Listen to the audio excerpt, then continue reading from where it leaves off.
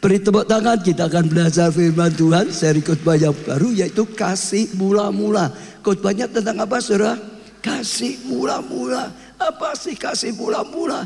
Kasih mula-mula itu ya kasih ya pertama kali jatuh cinta. Kalau orang pertama kali jatuh cinta, cintanya menggebu-gebu atau biasa-biasa saudara? Cintanya menggebu-gebu itu saudara. Sudah gak ada kata lelah, gak ada kata bosan, gak ada. Luar biasa. Keinginan berjumpa itu luar biasa. Mau memberi sesuatu itu luar biasa.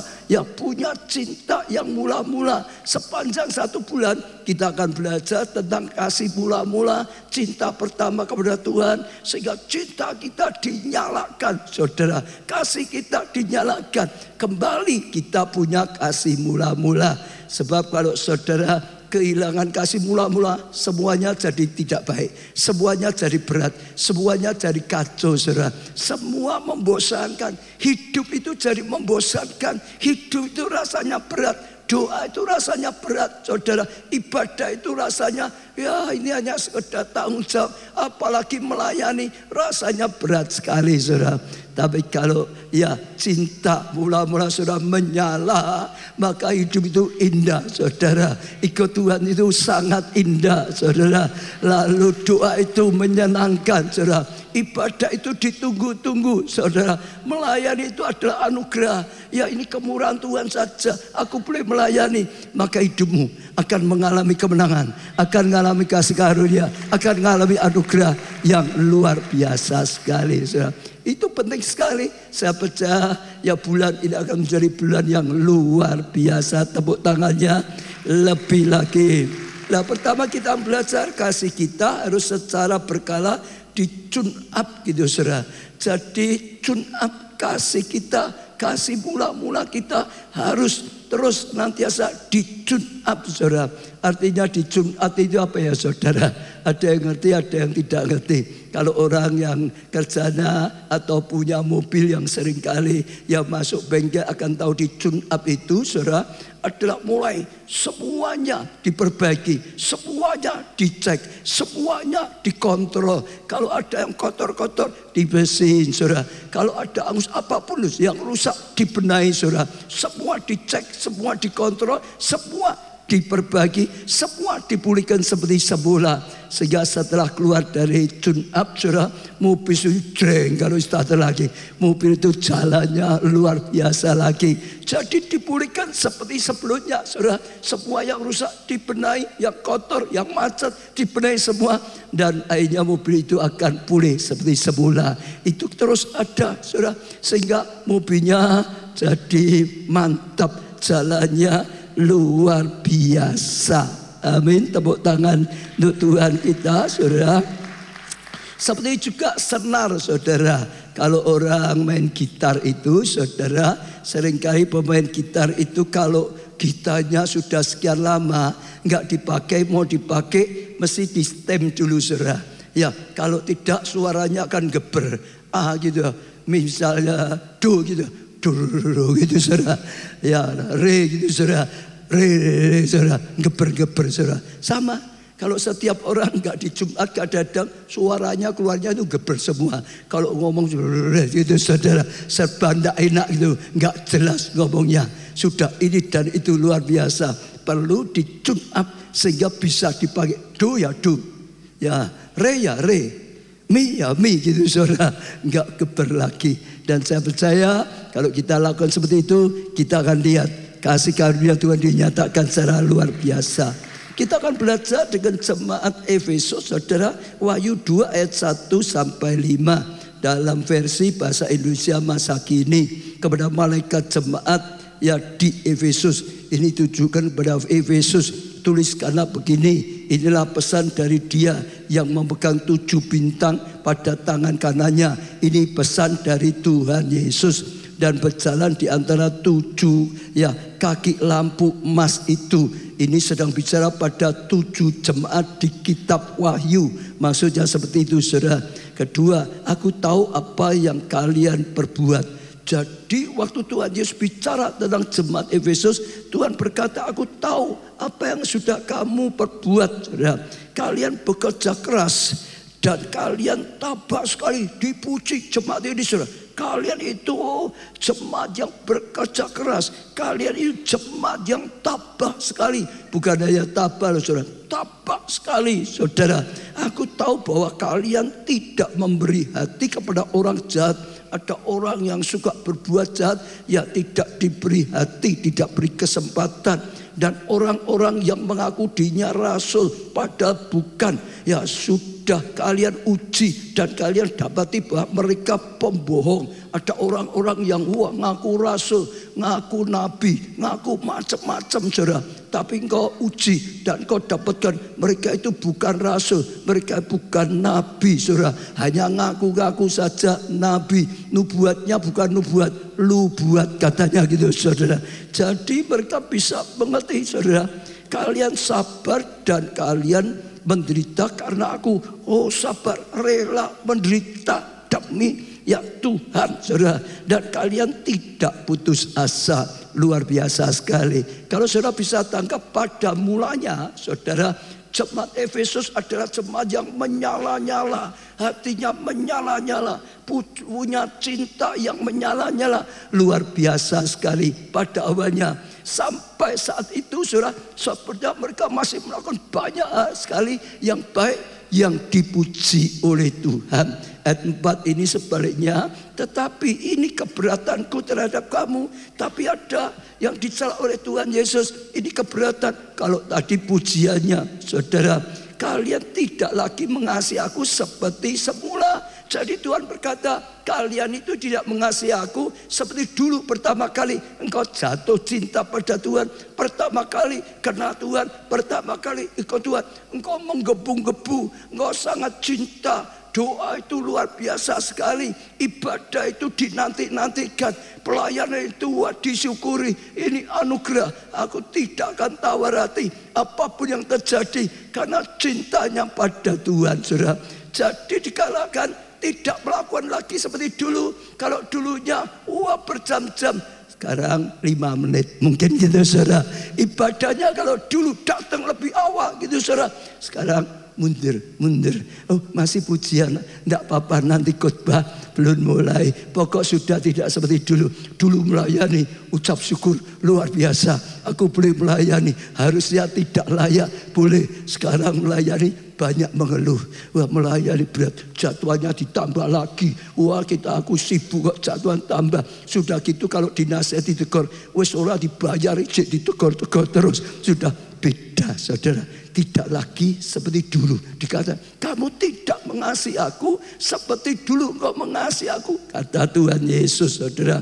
Lah sebab itu ya ingatlah betapa jauh kalian sudah jatuh. Dikatakan kalian itu sudah jauh, betapa jauh sekali jatuhnya. Dianggap itu satu kejatuhan, jatuh yang jauh sekali. Kenapa? Bicaranya sebetulnya rasul jemaat Efesus bukan kehilangan kasih mula-mula, meninggalkan kasih mula-mula. Dikatakan kamu sudah meninggalkan kasih yang seperti dulu saudara. Dalam terjemahan baru juga, kami sudah meninggalkan kasih mula-mula. Makin lama makin jauh, makin lama makin jauh, makin lama makin jauh. Meninggalkan Tuhan ya makin jauh, meninggalkan kasih makin jauh. Dan akhirnya mengalami kejatuhan. Sudah jauh saudara, engkau jatuh, dikatakan seperti itu saudara. Lalu ini pesan ya, sungguh-sungguh perintah, sungguh-sungguh bertobatlah dari dosa-dosamu. Harus ada pertobatan. Dan lakukanlah apa yang kalian lakukan semula. Lakukan seperti dulu lagi ya, seperti semula. Kalau tidak maka aku akan datang padamu dan mencabut kaki Dian, ya kaki lampumu dari tempatnya. Kalau tidak, kaki lampu diambil. Artinya apa saudara? Kalau tidak kembali lagi seperti dulu, maka engkau akan mengalami kegelapan. Hidupmu akan gelap, hatimu akan gelap, pikiranmu akan gelap, langkah-langkahmu akan gelap saudara. Ibadahmu akan gelap saudara, pelayananmu akan gelap, masa depanmu akan gelap. Hidupmu akan hidup dalam kegelapan. Kenapa? Kaki lampu diambil, nggak ada lagi penerang dalam kehidupannya, sehingga jatuh terlalu dalam. Ini pesan dari Tuhan untuk jemaat di Efesus, tapi ini juga pesan untuk setiap kita yang saat ini Tuhan sedang bersabda lewat firman ini. Setiap saudara mulai buka hati, ya, bagaimana dan kehidupan saudara semua dan saya, masih adakah kasih mula-mula seperti dulu pertama kali kita cinta Tuhan, pertama kali kita jatuh cinta, saudara? Masih adakah? Kalau tidak, saudara sadar itu bahaya sekali. Kalau saudara biarkan makin lama makin jauh dari Tuhan, makin lama makin jauh dari Tuhan, makin lama makin jauh dan makin jatuh, ya, makin dalam lagi, saudara. Dan bukan hanya itu, ya, yang paling bahaya kaki dian, kaki lampu diambil, maka akan mengalami kegelapan. Boleh tetap jadi orang Kristen, tapi hidupnya gelap, nasibnya gelap. Boleh masih jadi orang Kristen, doa ibadahnya gelap, pelayanannya nggak ada hasil, gelap. Bahkan pekerjaannya dan semua kehidupannya mengalami kegelapan. Itu pesan daripada Tuhan. Nah, saya pernah bawa rombongan berapa kali ke jemaat Efesus itu, saudara. Jemaat Efesus itu adalah merupakan salah satu dari 7 jemaat di kitab Wahyu, saudara. Coba di-setelkan videonya, ya, waktu ya saya bawa rombongan di sana, saudara punya gambaran dikit.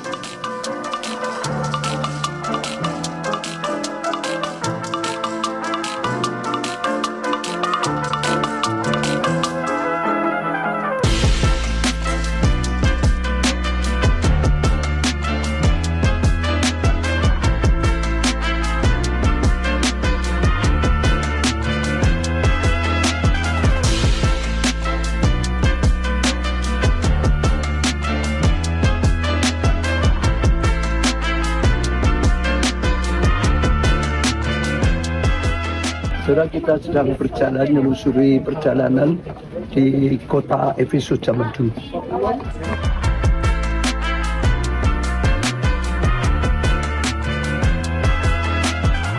Saudara, kita sekarang sedang ada di jalan Efesus. Panjang sekali kalau saudara lihat di belakang. Tadi Turgate berkata karena besarnya ya kota ini dan panjang sekali sampai jalannya kita telusuri sekitar 1,5 jam. Padahal ini baru 15% dari kota ini. Jadi kota yang sangat besar, sangat luas, sangat panjang.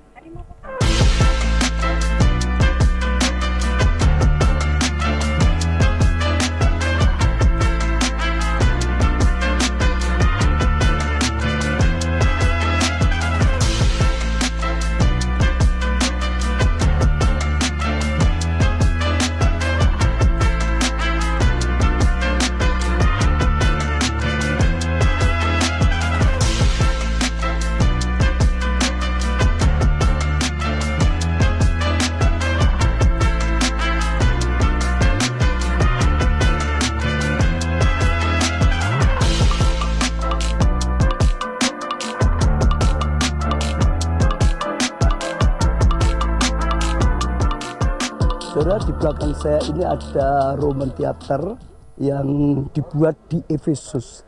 Jadi abad keempat sebelum Masehi. Zaman dulu mereka bisa bangun yang luar biasa sekali. Penduduk di kota ini adalah 250.000. Ini kota terbesar ya di daerah atau kawasan atau negara tempat ini. Jadi stadion ini bisa muat 1/10 penduduk kota bisa kumpul bersama-sama. Saudara lihat buatnya miring, orang yang di bawah bicara, yang di atas bisa dengar, tidak perlu speaker. Karena mereka pakai akustik yang luar biasa sekali, saudara.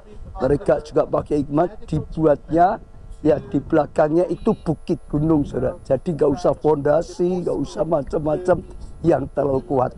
Bahkan ada satu yang luar biasa, saya dengar dari dia, waktu Paulus juga di Efesus, ya pernah juga ikut di sini, karena di sini kadang-kadang dipakai diskusi, dipakai macam-macam, dan orang banyak teriak-teriak, ya Paulus untuk dibunuh, saudara. Zaman dulu, saudara, penduduknya 250, ini 25.000 teriak Paulus harus dibunuh karena dia beritakan Injil, saudara. Ya, tapi sekali lagi Tuhan kita dahsyat.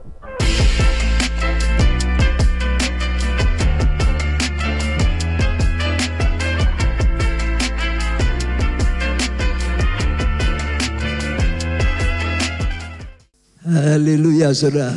Yaitu tahun 2013 atau 16, saya lupa, saudara.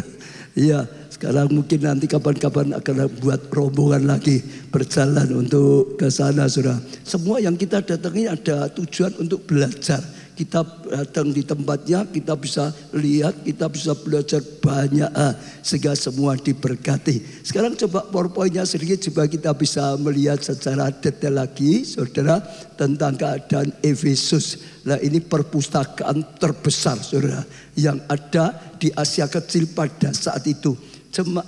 Kota Efesus itu serba kota terbesar pada saat itu, saudara. Serba saudara. Ya, termasuk punya perpustakaan yang terbesar bisa jadi gitu, saudara. Lanjutkan lagi. Apa lagi? Lanjutkan lagi, saudara. Ini katanya Gate of Hercules, pintunya. Ya, saya nyoba robohkan 2 tiang itu loh, saudara. Seperti Hercules katanya gitu, saudara, ya. Ya, kalau di Alkitab seperti Samson mungkin. Ya, lanjutkan lagi. Apa lagi? Ya, jalan utama kota Efesus yang dibangun dari bongkahan batu marmer. Dulu batu-batunya semua pakai marmer. Jadi kota itu kota malu, jalan, saudara. Sekarang pakai aspal, ya. Karena dulu pakai marmer, saudara. Luar biasa. Ya, itu termasuk salah satu juga yang termewah, ya, tersukses, kaya sekali. Lanjutkan, apa lagi? Ya, juga ini tadi seperti Roman Theater, saudara. Itu luar biasa, dipakai menjadi konser senantiasa. Kita juga bangun di pusat gerakan Roh Kudus di Roman Theater, saudara. Besok juga bisa dipakai banyak, salah satunya konser, saudara. Sehingga luar biasa, karena depannya danau, saudara. Lalu depannya lagi adalah bukit naik di tinggi, saudara. Ya, ini saya duduk di sini juga, ya, ini di Roman Theaternya yang di Efesus. Ya, lanjutkan lagi. Apa lagi, saudara? Kuil Kaisar. Ya, saudara, dulu tempat pusat penyembahan berhala. Juga penyembahan berhala salah satu yang paling besar. Ya, sampai juga kaisarnya juga disembah di situ, saudara. Buat kuil untuk disembah, nyembah kaisar. Lanjutkan, apa lagi, saudara? Ini kuil pemujaan Dewi Artemis, saudara. Ya, Dewi kesuburan. Jadi ada banyak dewa, dewi yang disembah. Lanjutkan lagi, apa lagi? Sekarang ini tempat apa ya, saudara? Apa ya kira-kira ya? Apa ya Pak Silvanus ya? Tempat apa ya kayak gini nih? Tahu dia pernah ke sana. Itu tempat toiletnya mereka, saudara. Jadi kalau mau ke toilet buang air besar jejer, duduk jejer gitu, saudara. Ini kan bawahnya seperti itu, kalen itu, saudara. Jadi nyut gitu, saudara. Ini zaman dulu seperti itu, saudara. Ya, ini, saudara, toilet kuno yang dibangun saat kejayaan kota Efesus. Lanjutkan lagi, apa lagi? Apa lagi? Ini katanya kuburan Yohanes. Ya, Yohanes, ya, lain di sana. Masih ingat Yohanes di Pulau Patmos, itu dekat dengan Pulau Patmos gitu, saudara. Di mana dapat pewahyuan ini, saudara. Salah satu jemaat ini, saudara. Kalau saudara, itu kota, tapi juga jemaat Efesus itu dibangun oleh Rasul Paulus. Itu juga luar biasa. Jemaat yang dapat surat itu dulu menyala-nyala, dulu rajin, dulu gigih, luar biasa. Sampai gereja itu maju menjadi salah satu gereja lokal terbesar. Ya, khususnya di daerah sana. Luar biasa sekali, saudara. Ya, dipakai oleh Tuhan. Tapi sayang, setelah sekian lama, akhirnya yang dulu menyala-nyala, yang dulu gigih, yang dulu berani berkorban, yang dulu habis-habisan untuk Tuhan, sehingga mereka dipakai Tuhan, bawa kemajuan dalam hidupnya, dalam kotanya, saudara. Akhirnya mereka luntur, kehilangan, bukan kehilangan ya, meninggalkan kasih mula-mula. Jadi jaraknya mereka dipuji, Dan dengan mereka dicela itu sekitar 30 tahun. Efesus 1 ayat 15 sampai 16. Karena itu setelah aku mendengarkan tentang imanmu. Jadi ini luar biasa tuh. Imannya luar biasa dalam Tuhan Yesus. Dan tentang apa? Kasihmu. Imannya luar biasa. Kasihmu terhadap semua orang kudus. Oh, mereka mengasihi, mereka berkorban. Aku pun tidak henti mengucap syukur karena engkau. Sampai Paulus itu dulunya mengucap syukur. Dan aku selalu mengingat kamu dalam doa-doaku, saudara. Jadi satu kota yang luar biasa. Awalnya, kasih mula-mula membuat mereka gigih, membuat mereka menyala-nyala, membuat mereka mengalami pertumbuhan, mengalami kemajuan yang luar biasa. Tapi setelah itu sayang sekali meninggalkan kasih mula-mula. Sehingga dikatakan mereka makin jauh dari Tuhan. Mereka makin jatuh di hadapan Tuhan. Ya, harus bertobat, harus lakukan seperti yang dulu lakukan. Kalau tidak, maka saudara, tiang lampu tadi diambil, akan mengalami kegelapan. Boleh mereka masih doa, boleh mereka masih ibadah, boleh mereka masih melayani, tapi tanpa kasih mula-mula. Karena beda sekali, tanpa kasih mula-mula pelayanan itu penuh dengan sungut-sungut. Tanpa kasih mula-mula, saudara, semuanya itu ya serba tidak enak, merasa tidak baik, banyak mengeluh, nggak bisa ngucap syukur lagi. Dalam nama Yesus, setiap kita, saudara, buka hati di hadapan Tuhan, ya, supaya kita kembali lakukan kasih mula-mula, bangkit di dalam Tuhan. Amin. Tuhan itu tidak hanya melihat kesibukan kita, yang dilihat itu hati kita. Untuk melakukan segala sesuatunya, untuk mempersembahkan sesuatunya, untuk doa kita, untuk ibadah kita, untuk pelayanan dan yang lain-lain, saudara. Jadi kembali pada kasih mula-mula. Ya, sekarang apa sih penyebabnya orang bisa kehilangan kasih mula-mula, bisa tinggalkan kasih mula-mula, saudara? Iya, kita baca dulu, saudara, 1 Timotius 1 ayat 3 sampai 4. Ketika aku hendak meneruskan perjalananku ke wilayah Makedonia, aku telah mendesak engkau supaya engkau tinggal di Efesus. Jadi ini bicara dengan Timotius, datang Efesus, tinggal di Efesus. Untuk apa, saudara? Dan menasihati orang-orang tertentu agar mereka jangan mengajarkan pengajaran lain. Katakan bersama-sama, jangan mengajarkan pengajaran lain. 1, 2, 3. Jangan mengajarkan pengajaran lain. Sekali lagi, jangan mengajarkan pengajaran lain. Sekali lagi, biar apa? Jangan mengajarkan pengajaran lain, ya, ataupun sibuk dengan dongeng dan sisilah yang tiada putus-putusnya, yang hanya menghasilkan persoalan belaka. Kataan yang kedua, sibuk, terlalu sibuk sampai tidak ada waktu untuk Tuhan. Lalu dan bukan tertib hidup keselamatan yang diberikan Allah dalam iman. Ya, tertib hidup, kataan 1, 2, 3. Tertib hidup sekali lagi.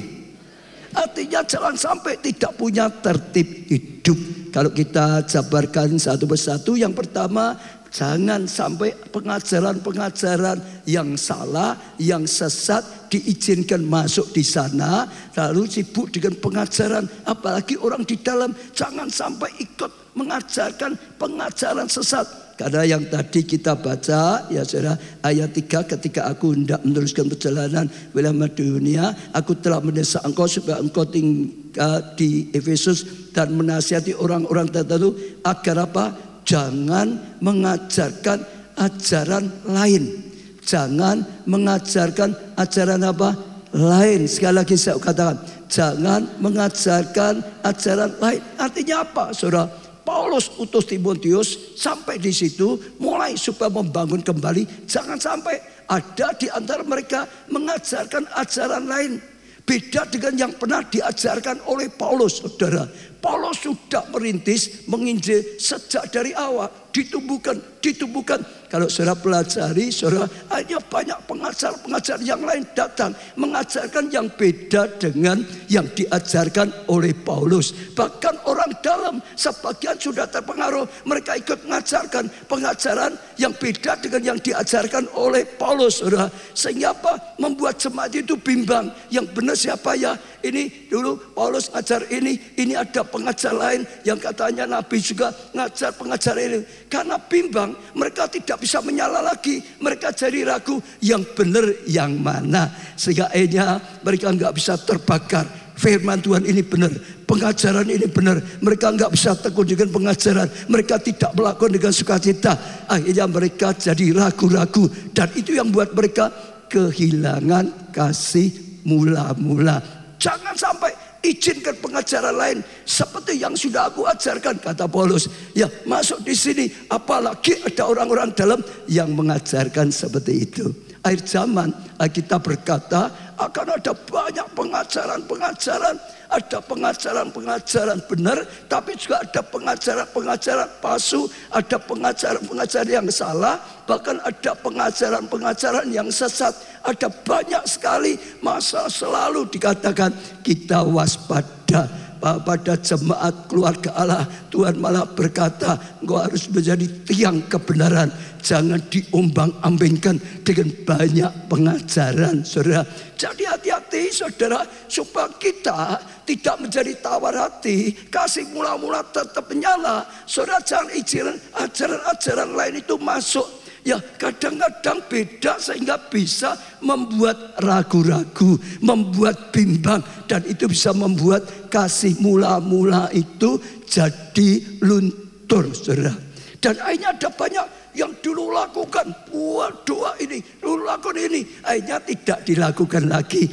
Dulu persembahkan ini, dulu itu, akhirnya tidak dilakukan lagi. Jadi ada pengajar macam-macam yang sama, tapi ada yang beda, ada yang salah, ada yang sesat.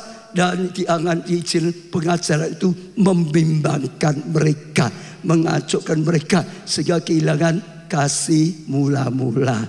Ada enggak, saudara, jemaat yang karena pengajaran luar berkata ABCD, akhirnya benar enggak ya, benar enggak, jadi ragu-ragu. Dulu sudah melakukan sesuatu yang baik, lalu akhirnya enggak lakukan lagi karena ragu-ragu.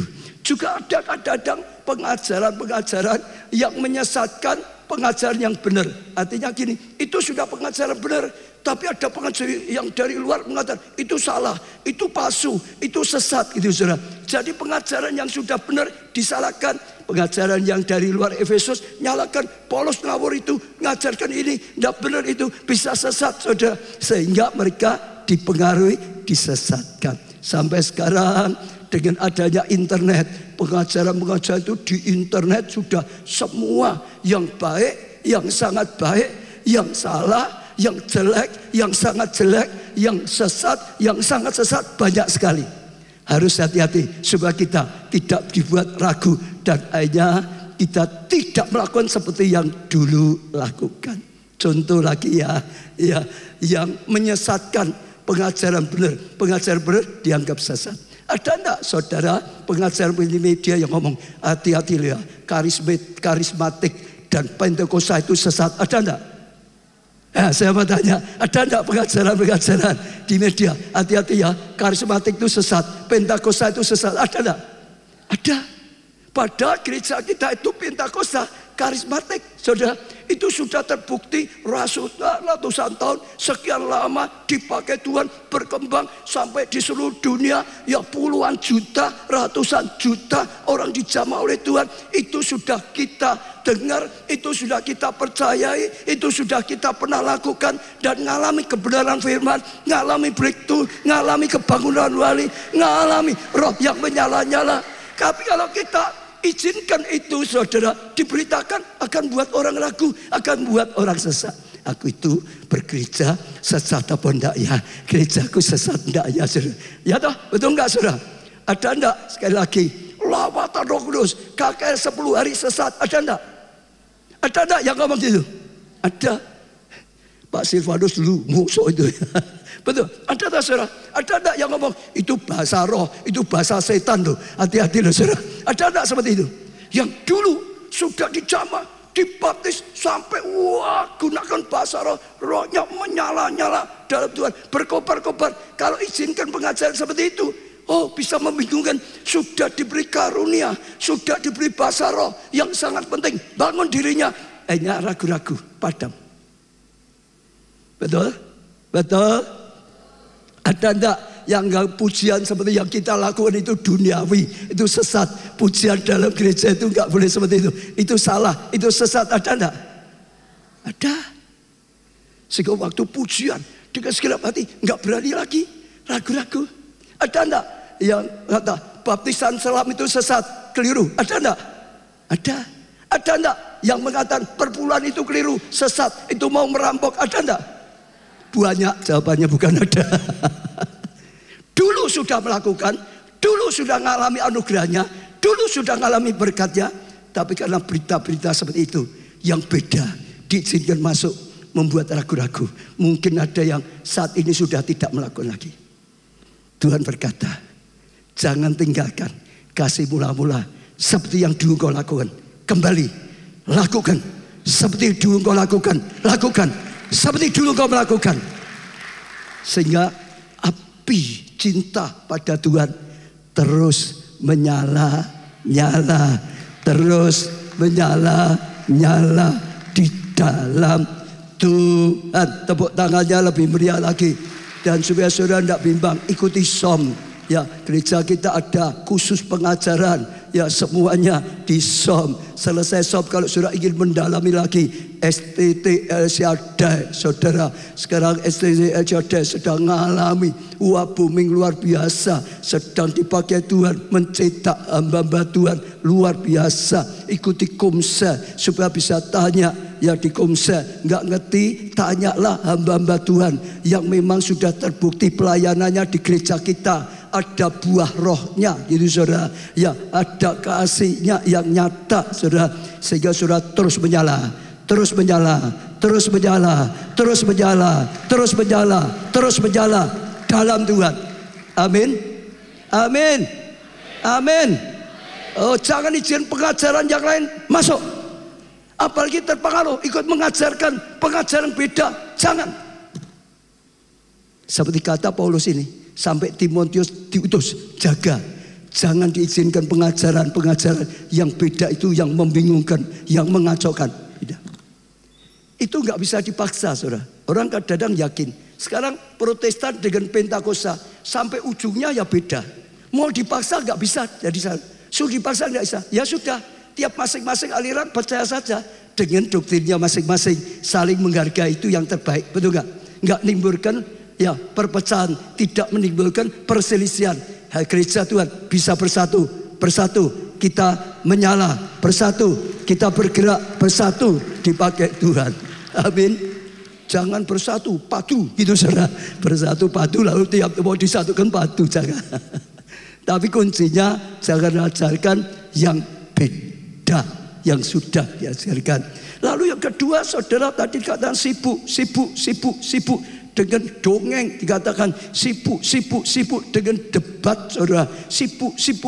Sehingga tidak lagi memikirkan kebenaran, hanya sibuk, saudara. Dan akhirnya tidak bisa lagi merasakan kasih Allah, nggak bisa lagi merasakan anugerah Allah. Nggak ada waktu lagi untuk belajar kebenaran, nggak ada waktu lagi untuk mendekat pada Tuhan, nggak ada lagi membangun hubungan yang intim dengan Tuhan. Sibuk, saudara. Bekerja itu benar atau salah? Sibuk kerja itu boleh atau tidak? Harus. Rajin itu ya boleh atau tidak? Harus. Kita harus kerja. Tuhan malah ngomong, yang malas gak mau kerja, jangan diberi makan, tidak diberkati oleh Tuhan. Harus kerja, harus melayani. Sibuk, saudara, harus rajin dalam pelayanan, tidak asal-asalan saja. Tapi jangan sampai sebuah kesibukan itu sampai menggeser Tuhan. Sebuah kesibukan itu sampai kalahkan Tuhan. Jangan sampai seperti itu. Karena sibuk. Waktu untuk dekat dengan Tuhan diabaikan. Sibuk. Waktu hubungan pribadi dengan Tuhan akhirnya tidak dilakukan lagi. Kalau itu kita akan mengalami kegelapan. Kenapa? Dengan sibuk sendiri, mengalahkan hubungan dengan Tuhan, kita akan menghadapi masalah sendiri, kita akan memperjuangkan dengan kekuatan sendiri yang sebetulnya enggak akan bisa menyelesaikan, dan akhirnya ngalami kesalahan, akhirnya ngalami kegelapan. Yang benar, Tuhan tetap nomor satu. Tuhan. Dari Tuhan dapat hikmat, dari Tuhan dapat pengurapan, dari Tuhan dapat rema, dari Tuhan dapat berkat. Waktu kita dari Tuhan dapat hikmat, dapat segala sesuatu, kita lakukan dengan hikmat Tuhan, kita lakukan dengan petunjuk Tuhan, kita lakukan dengan penyertaan Tuhan, kita lakukan dengan pengurapan Tuhan, kita lakukan dengan berkat Tuhan, maka berhasil. Jangan sampai sibuk-sibukmu yang membuat hubunganmu dengan Tuhan jauh. Jangan tinggalkan Tuhan karena kesibukan. Baik itu dalam pelayanan, baik itu dalam studi, baik itu dalam bekerja, baik dalam apapun. Tuhan tetap harus nomor satu. Dengan Tuhan kau dapatkan bekal untuk yang kau lakukan. Dengan Tuhan dapatkan petunjuk hikmat. Kau akan lakukan yang tepat, kau lakukan yang benar, kau akan lakukan dengan penyertaan Tuhan, dengan pengurapan Tuhan, dengan berkat Tuhan. Itu kau akan berhasil. Dan kasih mula-mula tetap menyala-nyala. Kita harus rajin belajar, kita harus rajin bekerja, kita harus berjuang sungguh-sungguh dalam hidup, dalam pelayanan. Tapi tetap Tuhan nomor satu. Nomor dua harus dilakukan. Dekat Tuhan tidak boleh males. Jadi pendoa tidak boleh. Doanya banyak tapi nganggur, gak kerja, gak boleh. Ya, dekat dengan Tuhan gak melayani, doa saja gak boleh. Tuhan nomor satu. Yang kedua harus dilakukan. Amin. Ingat, iblis itu paling takut kalau kita berdoa. Berusaha selalu menghalangi doa supaya kita itu gak ada waktu lagi. Saudara, kita tidak dipanggil untuk sibuk saja. Kita dipanggil untuk menghasilkan buah. Setuju? Saya bacakan Keluaran 5 ayat 9. Pekerjaan orang-orang ini harus diperberat. Fir'aun berkata pada tentaranya, pekerjaan orang-orang Yahudi, pekerjaan umat Allah harus apa? Diperberat, dibuat berat, diperberat, tambah berat lagi, sehingga mereka terikat kepada pekerjaannya, sehingga terikat pada pekerjaannya. Gak ada waktu lagi untuk Tuhan, gak ada lagi untuk doa, gak ada lagi untuk mendekat pada Tuhan, gak ada lagi waktu untuk belajar firman, sehingga terikat pada pekerjaannya. Dan jangan pedulikan perkataan dusta, karena mereka Fir'aun masih menganggap firman itu dusta. Jangan sampai pedulikan itu. Intinya itu taktik, saudara. Apa yang dilakukan Fir'aun ini gambaran yang dilakukan oleh iblis. Iblis suka memperbudak anak-anak Tuhan. Demikian, saudara. Iblis itu suka apa? Memperberat. Kadang-kadang iblis supaya kita jauh dari Tuhan dikasih kesibukan, sibuk sampai tidak ada waktu untuk Tuhan. Sama zaman Efesus, dulunya kecil, mereka menyala, mereka rajin, dan bertumbuh. Mungkin karena bertumbuh lebih banyak lagi dilakukan, mereka sampai singkirkan. Mereka tidak lakukan lagi hubungan pribadinya dengan Tuhan, hanya kesibukan. Akhirnya meninggalkan kasih mula-mula, akhirnya kehilangan kasih mula-mula, akhirnya dikatakan jauh dari Tuhan, akhirnya jatuh dalam dari Tuhan. Dan kalau dilanjutkan, kalau tidak bertobat, maka kaki diamnya bisa hilang. Salah satu taktik Tuhan, salah satu taktik dari iblis, dijauhkan dari Tuhan. Dengan apa? Sibuk. Ada orang dulu belum sukses, lalu sukses, sibuk. Ikuti sibuknya, lupakan Tuhan, lupa dengan sumber berkat. Saudara kembali pada Tuhan. Sebab kalau tidak, satu kali saudara tidak akan bisa mengatasi masalahmu lagi. Saudara, ada orang ngalami gitu. Dulu tekun, setelah diberkati, dada dengan Tuhan, dada dengan pelayanan, nggak ada waktu, sibuk. Tapi juga ada orang, saudara, undut karena apa? Bukan karena berkat besar, masalah. Pak, sedang ada masalah. Sekarang nggak ibadah dulu ya, nggak melayani dulu ya, undut dulu ya. Keliru.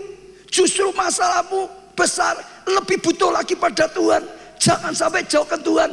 Kau atasi dengan kekuatanmu sendiri, lebih parah, nggak bisa kau ngatasi, nggak akan keluar. justru lebih butuh Tuhan, nempel pada Tuhan, bersama Tuhan, hadapi masalah bersama Tuhan, kalahkan masalah bersama Tuhan, jadi pemenang. Jangan ada apapun yang buat kita itu jadi jauh dari Tuhan. Betul? Bahkan kadang-kadang iblis pakai macam-macam lah. Orang tidak nyadar, ya konseling itu kadang-kadang kalau saudara nggak hati-hati, kadang-kadang Tuhan kirim orang punya masalah, datang konseling, sudah selesai, ya percaya, ya baru doa selesai. Lah tapi dia itu kurang ajar banget kok Pak. Tapi dia itu hidungnya belang kok Pak. Sudah, pokok di mana sudah, jangan ingat lagi, lupakan, doakan selesai. Ya. Tapi memang itu kebangetan loh Pak. Gitu, saudara lihat ya. Orang yang punya masalah konseling kadang muter-muter ya gitu terus. Mau konseling 5 kali ya balik ya tetap itu terus. Diulang-ulang terus. Ya atau ya? Saudara sudah jangan. Kadang-kadang iblis pakai orang dibuat masalah, datang terus. Waktu kita habis hanya untuk itu. Termasuk WhatsApp. Saya kadang-kadang dapat kiriman WhatsApp. Ya ngomong ABCD, macam-macam. Sudah saya jelaskan sudah baik. Terus melawan lagi, terus jawab lagi, terus sudah tak stop. Nek orang WhatsApp dengan saya sudah beri nasihat yang baik, saya jelaskan baik, tetap ngotot terus di WhatsApp, sudah nggak tak baca lagi, nggak pernah tak jawab. Loh, kalau nggak habiskan waktu saudara, betul nggak? Hanya muter, dan kalau ngirim panjang sekali gitu saudara, banyak. Betul tak alam gitu saudara? Tambah lagi sekarang, saudara, yang gadget. Kalau saudara nggak hati-hati, gadget itu bisa nyita waktu saudara habisan. Sekarang mayoritas waktu habis untuk gadget. Gadget kalau digunakan yang tepat sangat berguna. Tapi kalau tidak sangat-sangat boros waktu, rugi waktu. Ya saya ulang ya, iblis itu benci kalau kita doa. Kalau kita doa kita bagus, iblis pasti kalah. Daging juga benci sekali kalau kita doa. Maka daging berusaha, kita jangan doa.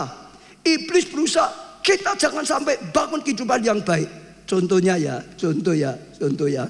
Kalau saudara kerja, tahan berapa lama? Apalagi dokter gigi itu berapa lama Pak? Dokter gigi kalau kerja 5-6 jam. Ya, ada saudara yang kerja di meja lah, gitu pembukuan atau apa ada saudara duduk tahan berapa jam? 8 jam malah katanya itu saudara. Sekarang saudara banyak ya kerja duduk, apalagi kalau drakor, bisa berapa lama? Ini sudah kemalaman loh, sudah tahu loh.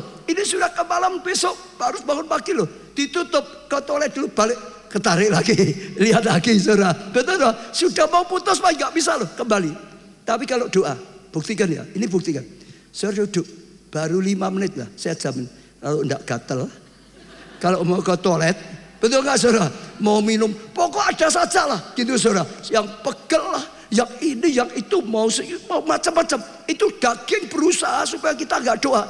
Diganggu terus, urusan lain terserah. Mau buat pembukuan terserah. Ya, drakor, wah malah dibiar lama. Ya, gitu. Tapi kalau sudah doa, daging akan berusaha. Kita jangan doa.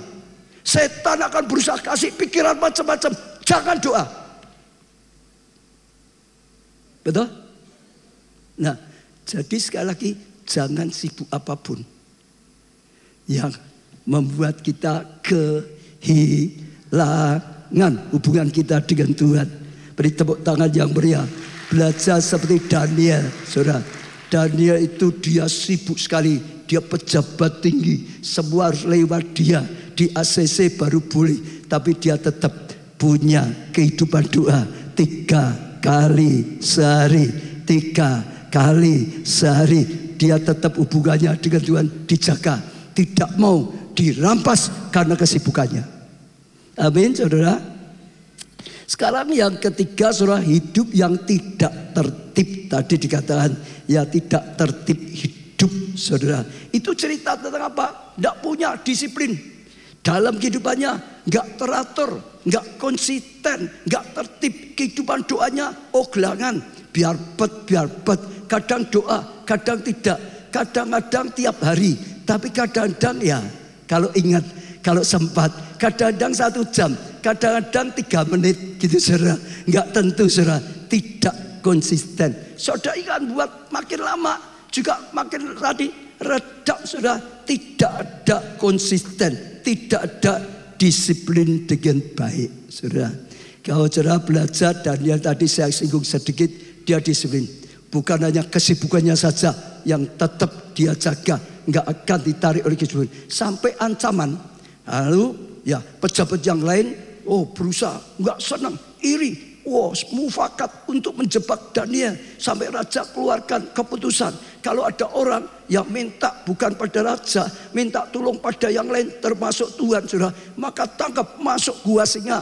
Daniel baca keputusan itu, dia tetap disiplin dalam doanya, dia tetap tidak tinggalkan doanya, dia tetap mantap setiap hari 3 kali dia berdoa, dia berlutut, dia nyembah Tuhan, dia memuji-muji Tuhan, dia belajar firman, tetap disiplin, tidak tergoyahkan oleh kesibukan, tidak tergoyahkan oleh ancaman, oleh bahaya apapun. Nah, ada satu kunci dari Daniel, yaitu dia itu punya tim. Saudara, doa sendiri dengan doa bersama lebih mudah mana? Lebih mudah doa bersama. Kalau saudara yang itu ya tadi 5 menit sudah gatal terus ya saudara. Saudara datang di komsel doa bersama pasti lebih dari 5 menit toh. Bisa toh? Saudara yang 5 menit sudah gatal pergi ke Pondok Daud, pasti saudara bisa lebih dari 5 menit. Karena apa? Api dan api menyala bersama. Betul?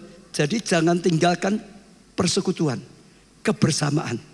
Datang, ikuti saudara, komsel, ikuti ibadah. Ibadah gini, wah saudara waktu doa, saudara punya kesempatan, atmosfernya beda.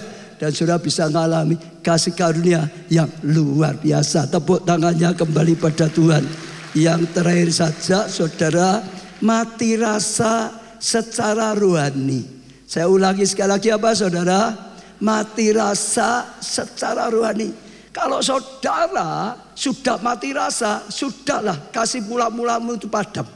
Orang yang jatuh cinta, ya baru pertama kali ya, jatuh cinta pertama, mata ketemu mata, deg-degan. Lah gitu saudara, betul nggak saudara? Ya betul nggak? Tangan ke senggol tangan, gereng gitu saudara. Baru ke senggol pertama, gereng saudara. Kalau naik sepeda motor nempel-nempel seneng gitu saudara. Nempel-nempel saudara, seneng saudara. Tapi kalau ya anaknya 13 lalu sudah kasihnya sudah hilang saudara, sudah tawar, betul, mata ketemu mata, ngapain tuh liatin terus, betul nggak saudara? Beda tuh saudara. Tangan ketemu tangan, gandengan, ngisi-ngisi nih, wes tua gandengan, gak ada lah gitu. Deket-deket nempel-nempel, sumuk. Lah gitu tak saudara? Itu sudah mati rasa. Sudah mati. Secara rohani kadang-kadang orang bisa mati. Sudah gak bisa sadar lagi betapa pentingnya pengampunan, betapa pentingnya keselamatan, betapa pentingnya hadirat Tuhan, betapa pentingnya ibadah dan doa. Sudah tidak bisa merasakan lagi betapa pentingnya pelayanan. Doa ya biasa, ibadah ya biasa saja. Semua dalam hadirat Tuhan ya sekadar aja. Semua dijamah Tuhan sampai nangis, ya hanya melongo-melongo lihat-lihat aja. Gak ada rasanya. Dengar firman Tuhan, semua dibakar, dijamah oleh Tuhan, dapat pembawaannya. Dia biasa saja. Mati rasa terhadap hal yang rohani. Surabaya itu sudah pasti kasih mula-mulamu habis, padam. Sudah jatuh terlalu dalam. Saya ajak saudara coba buka hati. Masihkah seperti dulu pertama kali engkau kenal Tuhan, jatuh cinta pada Tuhan? Saya bacakan belajar dari seorang wanita yang berdosa, Lukas 7 ayat 37-38. Di kota itu ada seorang perempuan yang terkenal sebagai seorang berdosa. Ingat ya saudara, seorang perempuan yang terkenal sebagai apa? Orang berdosa. Saya ulangi lagi, seorang perempuan yang terkenal sebagai apa? Orang berdosa. Ya, ini beda dengan Maria, perempuan yang mengurapi dengan minyak narwastu. Ini bukan, ini beda. Ini wanita berdosa. Kalau yang mengurapi dengan minyak narwastu itu Maria, ya saudaranya Marta, Lazarus. Kalau ini perempuan berdosa, Ketika perempuan itu mendengar, dia mendengar tentang Yesus, Mesias. Satu orang sudah kenal Yesus, ya katanya Mesias, juru selamat. Bahwa Yesus datang makan di rumah orang Farisi itu. Datanglah ia, saudara dengar ada Mesias. Yesus datang, dia punya kepekaan secara rohani. Dia sadar, dia butuh pengampunan, dia butuh keselamatan, dia butuh Yesus. Waktu dengar tentang Yesus datang di satu rumah, dia tidak mati rasa, terbakar, datang, melangkah datang. Saudara, nggak ada yang undang, nggak ada yang nyuruh, dia datang. Ia membawa sebuah buli-buli pualam berisi minyak wangi. Dia bukan datang dengan tangan kosong, dia datang bawa minyak wangi, mau mempersembahkan sesuatu, mau lakukan sesuatu. Hatinya terbakar, saudara. Oh, luar biasa, sambil menangis, ya. Oh, dia sampai tersentuh, loh, saudara. Oh, bersyukur Yesus ada, aku bisa datang, aku bisa ketemu. Dia menangis. Ia pergi dari belakang Yesus, dekat kaki Yesus, merendahkan diri, saudara. Oh, luar biasa. Lalu membasahi kakinya itu dengan air mata. Dia nangis sampai kakinya Yesus dibasahi dengan air matanya, dan menyekanya dengan rambutnya untuk membersihkannya, saudara. Membasahi dengan air mata. Kemudian ia menciumi kakinya diciumi, saudara, karena menganggap terlalu mulia. Kakinya saja terlalu mulia bagi dia, dan meminyakinya dengan minyak narwastu, saudara. Kakinya diminyaki dengan minyak narwastu, saudara. Ada satu perempuan, saya percaya dia itu seorang yang sadar akan hal yang rohani, peka hal yang rohani. Dia sadar dia wanita berdosa, dia sadar dia butuh pengampunan. Kalau enggak, dia bisa dihukum nanti, baik di dunia maupun di akhirat. Apalagi dia sadar butuh keselamatan. Dia sadar Yesus adalah Mesias. Dia sadar Yesus adalah juru selamat. Dia sadar Yesus jawaban bagi hidupnya. Dalam Yesus ada jawaban. Maka dia tidak tinggal diam. Dia begitu dengar Yesus datang satu rumah, dia langsung berangkat. Dia langsung datang, bahkan tidak dengan tangan kosong, bawa minyak wangi untuk dipersembahkan, saudara. Bahkan tidak nyombongkan diri, aku bawa persembahan banyak. Dia merendahkan diri, mendekat, sampai di kakinya, air matanya, ya, membasahi kaki, rambutnya untuk membersihkannya, saudara. Minyak yang wangi juga dituangkan di situ. Kakinya Yesus diciumi. Sedangkan di balik itu ada seorang Farisi, mungkin dari Torah juga, bernama Simon. Nggak ada getaran dalam hatinya. Dia mungkin bangga, aku bisa ngundang, aku jamu Yesus di rumahku. Yesus datang ya biasa aja, nggak ada rasa sesuatu. Untuk rohani, undang Yesus ini orang terkenal zaman dulu, undang. Dia merasa bisa ngundang orang yang sedang top. Yesus makan di sana. Lalu dia berkata dalam hatinya, kalau Yesus Mesias, Yesus pasti tahu siapa wanita itu. Maksudnya dia, kalau Yesus benar-benar Mesias, dia artinya belum, tidak menganggap Yesus Mesias, belum tentu. Kalau benar Mesias, pasti tahu siapa wanita itu. Wanita itu adalah wanita berdosa. Nggak mungkin Yesus mau didekati dengan wanita seperti ini. Dia bisa tahu, mungkin karena Simon itu langganannya wanita itu. Kok orang tertawa ya? Orang muda kok tertelat. Dia bisa tahu wanita itu wanita berdosa gitu, saudara. Lalu Yesus berkata, Simon, aku datang ke rumahmu. Engkau ya memberikan air untuk cuci tangan, kaki aja tidak.